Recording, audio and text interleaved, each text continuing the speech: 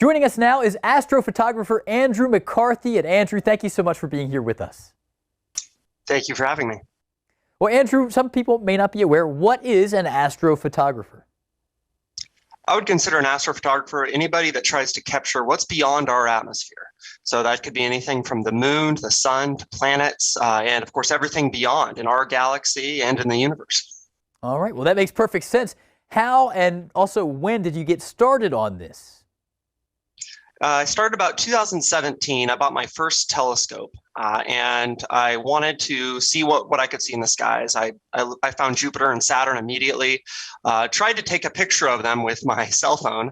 Didn't work out too well, but it got my imagination going to, how can I, see further and share what I'm seeing through this telescope. And that was when I discovered that astrophotography was a thing people could do from their backyards and create incredible images that you would assume would have come from NASA or a space telescope or some government agency with $1 billion budget.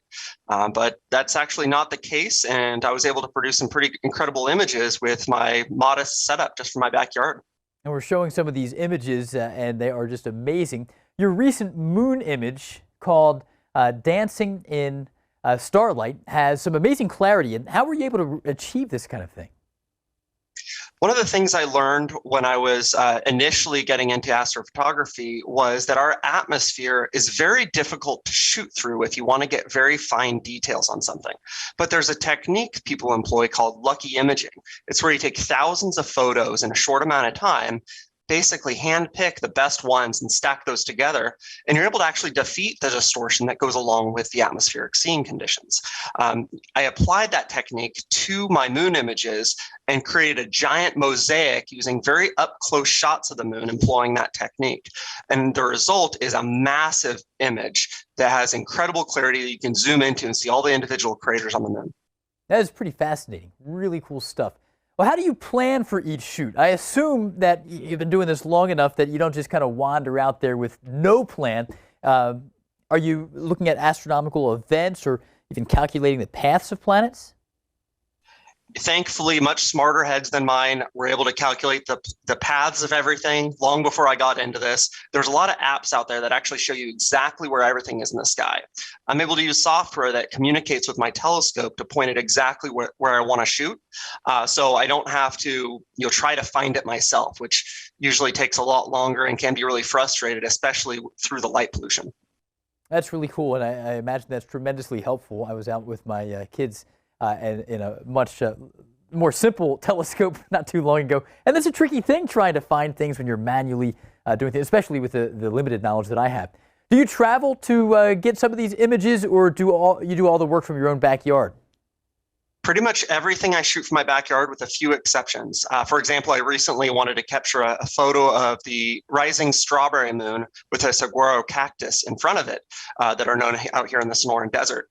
So I had to actually went off-road a little bit, went through a hike to find the perfect cactus and was able to capture the moon rising right behind it.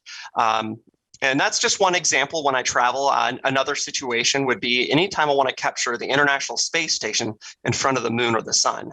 The reason is because the paths the International Space Station take in the sky depends very highly on your location on Earth. So I do have to travel sometimes for hours just to capture a half-second moment of that space station transiting the sun or the moon. That's really neat, though. That's really neat. How beneficial is it to remove yourself from light pollution? Is that a big factor? It's not as big of a factor as you would think. There's something called narrowband filters that actually allow you to target the specific types of light that are emitted by nebula and allows you to cut out all the light pollution and create an incredible image. That's a technique that I used when I was in the heart of the city, actually capturing incredible deep space images that you would have thought were captured from the top of a mountain or maybe even outer space. Okay. Well, when did you decide to pursue this full time, and what career did you change to become an astrophotographer? I used to work in the software industry. I was business operations and business development, but I unfortunately was laid off, like many people, around the start of the pandemic, and had some trouble getting back into it right away. And it was right around the time that my astrophotography was really starting to take off. So I decided to just do it full time and see if I could make a living just by the people that enjoy my work supporting me by buying prints. And it's worked out so far. It's been about 2 years, and I haven't starved yet. That is a great upgrade, too, to be able to merge your passion and your hobby with professional work. So I imagine you probably don't want to go back. Are there any favorite images that you've taken or planets and photos that you have in mind that you'd like to capture in the future? My favorite images are actually usually the ones I described earlier with the space station transiting the sun and the moon, just because they're such fleeting moments and they're very difficult to capture accurately. But when I do, it usually creates for a pretty incredible scene because you have the pinnacle of human technology right there in the space station out there in space, between some incredible backdrop, like a close-up image of the moon or sun. So those are really rewarding shots for me to capture, and I plan on continuing to capture them. In fact, there's a couple I'm getting next week that I'm very excited about. As far as upcoming, though, the sky's the limit. There's an infinite amount of targets out there for me to shoot, and I imagine I won't be getting tired of capturing them anytime soon. Excellent. Do you have any plans for the big 2024 eclipse?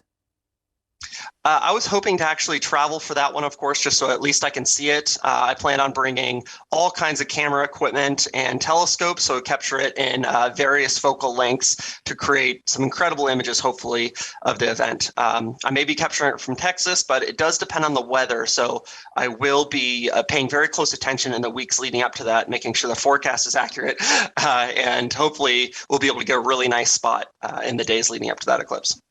Excellent. Well, that all sounds really exciting, and we're looking forward to that. So cool that the 2017 event is what got you into this, and here 7 years later, we're soon going to have another similar event. Andrew McCarthy, astrophotographer, thank you so much for sharing your expertise, your passion, and your time with us. My pleasure. Hey, AccuWeather viewers, thanks for checking out our YouTube channel. Subscribe by clicking on that button down here, and you can also click on any of the videos here to stay up to date on the latest weather news. Thanks for watching.